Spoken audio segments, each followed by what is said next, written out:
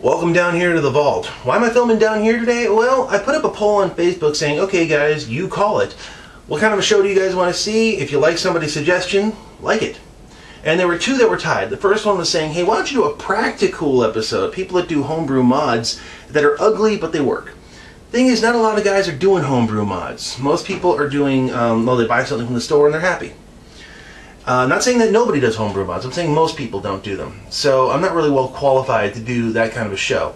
But when somebody else suggested, hey, you know, times are tough, why don't you do a show about pump guns, and those two were kind of tied in the rankings, I thought, okay, well, you know, actually I can combine the two.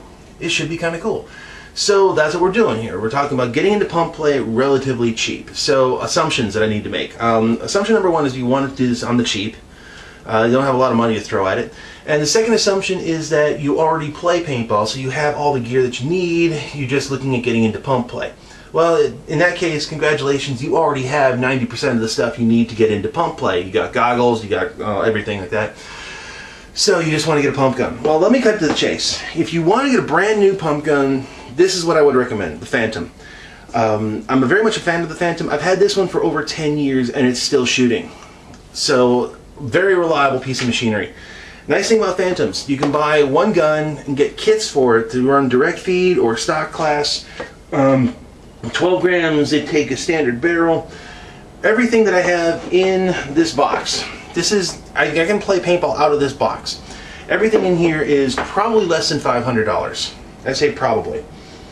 If you're looking at getting into it a little bit cheaper, go used. And that's why I brought this beast out of the vaults. This is my Nasty Boys SI, a Bushmaster clone.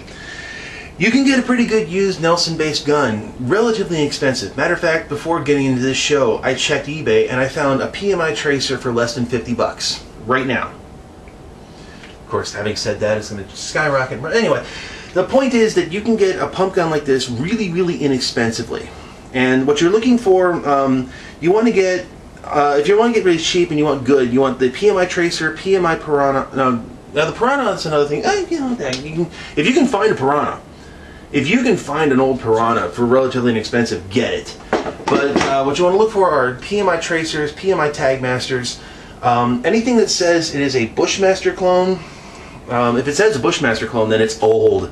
If you can find an old Bushmaster, have fun with it. Only problem with buying used is you're also buying all the problems that come with the gun. It might be leaky, it might have parts missing, like screws and rails, you can see there. So caveat emptor, I believe the phrase is, buyer beware. So if you're going to buy a pump gun, what do you need to get with it? Well, if you're buying a Sheridan-based gun, like this one, there's really not much you can do with it other than throw a tank and a hopper on it and go.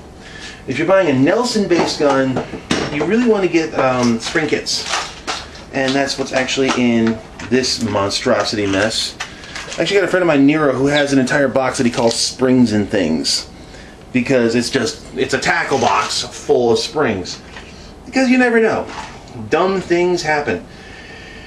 So you want to get, you're gonna have to learn how to play with the springs, and that could be an entire show on its own. And actually, there used to be Zen masters who could figure out the exact spring power tube barrel connection in order to get 50 shots per 12 gram. I'm just saying. So you're going to need the springs, but beyond that, there's really not much else that you need. That's another advantage to running a Phantom. You can actually get different barrels, but you don't need them. You just can get one barrel and be good with that. Matter of fact, I think Phantom actually still sells the rings still. The sizing ring so the paint doesn't fall out the barrel on their stock stuff. And the stock barrel from the Phantom is pretty good too. Alright, so let's talk about what else you need to have one of these things. Hoppers. Obviously you need to have something to throw on top of here. Now if you already play, you probably already own one motorized hopper. But 200 rounds might seem like too much. And also sometimes it seems like a little big on the gun. Matter of fact, I'm going to show you guys this because I've already got it on there. Sometimes with the old pump guns, the elbows don't fit, or in this case it's a direct feed, so there's not really an elbow you can put on there. So what we used to do, and actually I think that the guys from Phantom Online sell it. Right here, let me get that light. There you go. That's a hose clamp. You can go to an automotive supplies place. You can go to your local big box mart and get hose clamps like this, and it'll hold. It'll stay on there until you pull it off. So a little bit of the homebrew right there. But let's say you don't want to go 200 rounds. You want to go something a little smaller than that. Well, I found this. I believe this is the Proto one. It's got a small shelf inside. There's no motor in there, but it's supposed to prevent jams. Only downside to this, here's the Proto hopper. Here is a clamshell Revy. Not much of a size difference there. So if you want to run something smaller, your options lately are kind of limited.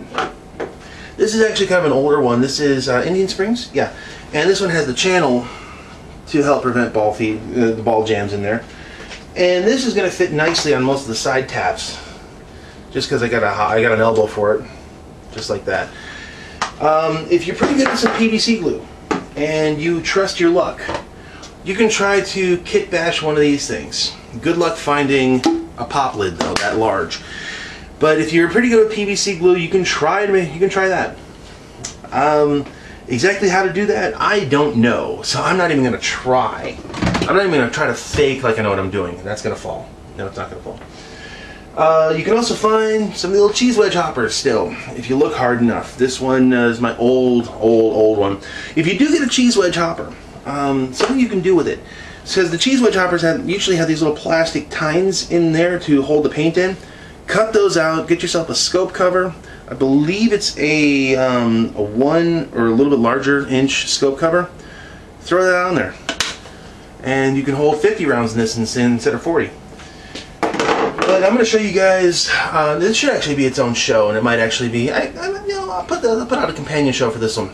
Stick feeds. The stick feed is the ultimate in running old school, just like that. And actually, I am going to do a second show on this one. I'm going to show you guys how to make a stick feed on that second show. Make everybody happy. That's just what I do. Now, as far as feeding this, there's also, I should also mention this too, there are some companies that are making brand new, smaller hoppers. Game On Gear, I want to call it, or Gen X Gear. I found a 50 round, what they call a rocket hopper. It's about the size of these, except a little more rounded.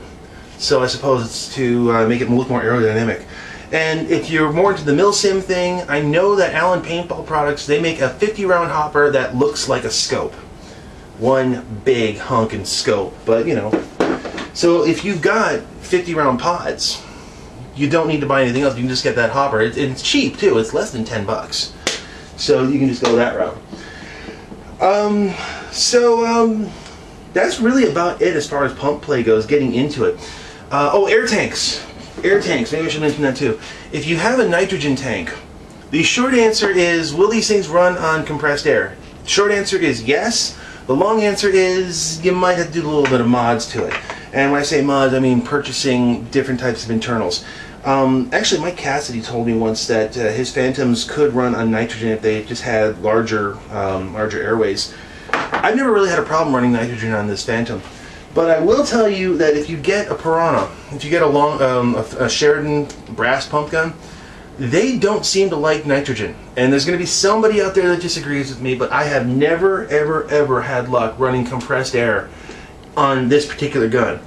It runs like 225, and that's with the velocity dialed all the way in as far as I can go. So I just run CO2 on this. So you might have to buy a CO2 tank if you don't already have one. That's not that expensive nowadays either. I think that's about it as far as getting into pump play. So to kind of review, if you're looking for a brand new one, you can get something relatively brand new for less than, actually the base gun on this one right here, I think it's less than $300. So I think you can get away with it for a relatively small price tag. You don't need to get one of the high-end pumps, honestly. You can play with this pretty much for the rest of your life and be absolutely happy. It's when you start getting into the snobbery of, oh, well, I need something that weighs a lot less, I need this, no, you don't need it, honestly. You know, actually, there is one more thing I should talk about. There is one more thing I should talk about, and it's these back here. Tubes. Now, I mentioned in the stock class show that I did that you're going to need a way to carry these tubes. These tubes are relatively inexpensive. I think you can get a 10-pack for like $2.50 now.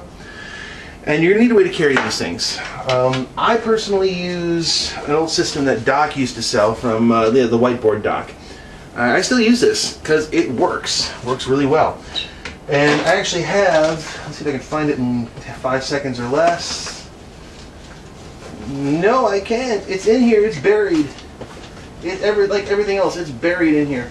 But I have stock class stuff for my Molly gear as well. And I can't find it. There it is. There it is. Stock class Molly gear. And I had this made for me. But you don't need that.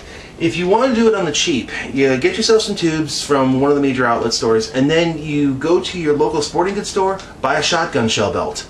They're inexpensive and they hold tubes in 12 grams, nice and tight. You're good to go. But don't throw your tubes away. Way back in the day, what most people do is they dump their 10-round tubes and chuck them. Don't chuck them. You need these things. These are gold to stock class players. So don't get rid of those. So I think that covers everything. If you guys got any questions, comment down below. I'll do my best to show you guys that. And be on the lookout. I will show you guys how to make a stick feeder in an upcoming episode. Probably being uploaded as you're watching this one. Ooh. So thanks for watching, guys. If you want to get into pump play, have fun. See you out there.